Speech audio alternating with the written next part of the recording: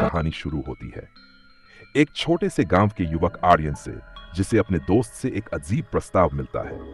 दोस्त ने उसे एक वीरान शहर के बारे में बताया, जिसे लोग आत्माओं का शहर कहते थे। वहां न कोई इंसान रहता था, न ही कोई आवाज सुनाई देती थी। कहा जाता था कि उस जगह पर जो भी गया वह कभी लौटकर नहीं आया। आर्यन को यह बात मजाक लगी। उसे भूत प्रेत की कहानियों पर यकीन नहीं था, लेकिन उसके दोस्त ने उसे चुनौती दी। अगर तुम इतने बहादुर हो तो जाकर वहां एक रात बिताओ, मैं तुम्हें रुपये दूंगा। पैसों की लालच और अपनी बहादुरी साबित करने के लिए आर्यन ने चुनौती स्वीकार कर ली।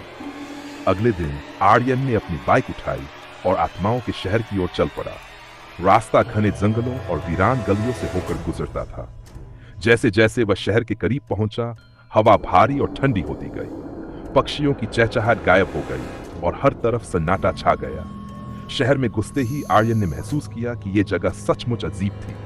टूटी फूटी इमारतें, धूल से ढकी सड़कें और एक अजीब सरांध हवा में फैली हुई थी। पर सबसे अजीब बात थी वहां की खामोशी। यह खामोशी इतनी गहरी थी कि आर्यन को अपनी सांसों की आवाज भी सुनाई दे रही थी। आर्यन ने अपनी बाइक एक पुरानी हवेली के सामने रोकी। वह जगह देखने में एक भव्य महल जैसी लग रही थी, लेकिन अब वह खंडहर बन चुकी थी। अंदर घुसते ही उसे एक अजीब एहसास हुआ। दीवारों पर अजीब चित्र बने हुए थे, जैसे कोई उसे घूर रहा हो। जैसे ही आर्यन ने अपनी टॉर्च ऑन की, उसे एक कोने में कुछ हरकत दिखी। उसने ध्यान से देखा तो एक परछाई सी भागती हुई दिखी। कौन है वहां?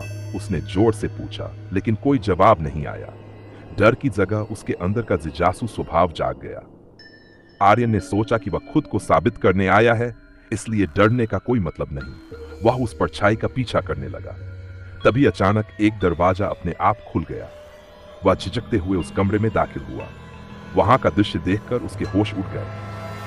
कमरे के बीचों बीच एक बड़ा आईना रखा था, पर उस आईने में उसकी परछाई नहीं दिख रही थी। उल्टा उसमें एक बूढ़ी औरत दिखाई दी, जिसके लंबे बाल बिखरे हुए थे और आंखें लाल थीं। वह मुस्कुरा रही थी, लेकिन उसकी मुस्कान में डर और दहशत भरी थी। तुम यहां क्यों आए हो? उस औरत की गूंजती हुई आवाज आई। आर्यन का दिल जोरों से धड़कने लगा। उसने भागने की कोशिश की, लेकिन दरवाजा खुद ब खुद बंद हो गया। सच सामने आता है। डर के मारे आर्यन ने औरत से पूछा, तुम कौन हो? औरत ने कहा, यह आत्माओं का शहर है और मैं इसकी रक्षक हूं। यहां कोई इंसान जीवित नहीं रह सकता। आर्यन ने हिम्मत जुटाकर पूछा, लेकिन यह जगह इतनी वीरान क्यों है? औरत ने एक गहरी सांस ली और कहा, यह शहर एक शापित जगह है। सैकड़ों साल पहले यहां एक युद्ध हुआ था। निर्दोष लोगों का खून बहाया गया था और उनकी आत्माओं ने इस जगह को छोड़ने से इनकार कर दिया। तब से यह शहर आत्माओं का बसेरा बन गया। जो भी यहां आता है वह उनकी दुनिया का हिस्सा बन जाता है। आर्यन को एहसास हुआ कि वह बहुत बड़ी गलती कर चुका है। उसने भागने की कोशिश की, लेकिन उसकी हर कोशिश नाकाम रही। हर जगह उसे परछाइयां और अजीब आवाजें सुनाई देने लगी। जब आर्यन पूरी तरह हिम्मत हार चुका था, तभी उसे एक कोने में एक अहोरी बाबा दिखे। बाबा गहरे ध्यान में बैठे थे। आर्यन ने उनसे मदद की गुहार लगाई। बाबा ने आंखें खोली और कहा, तुमने बहुत बड़ी गलती की है, लेकिन तुम्हारे अंदर सच्चाई और साहस है। शायद यही तुम्हें बचा सकता है। बाबा ने आर्यन को एक मंत्र दिया और कहा, इस मंत्र का उच्चारण करते हुए शहर की सीमा तक जाओ, लेकिन याद रखना, पीछे मुड़कर मत देखना, चाहे कुछ भी हो। आर्यन ने वैसा ही किया। जब वह शहर से बाहर निकलने की कोशिश कर रहा था, तो उसके पीछे डरावनी आवाजें आने लगीं, जैसे कोई उसे रोकने की कोशिश कर रहा हो। लेकिन उसने बाबा की बात मानी और पीछे मुड़कर नहीं देखा। जैसे ही उसने शहर की सीमा पार की, सब कुछ सामान्य हो गया।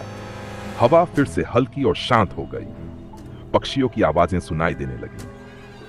आर्यन ने पीछे मुड़कर देखा तो पाया कि वह शहर गायब हो चुका था, जैसे वह कभी अस्तित्व में ही नहीं था।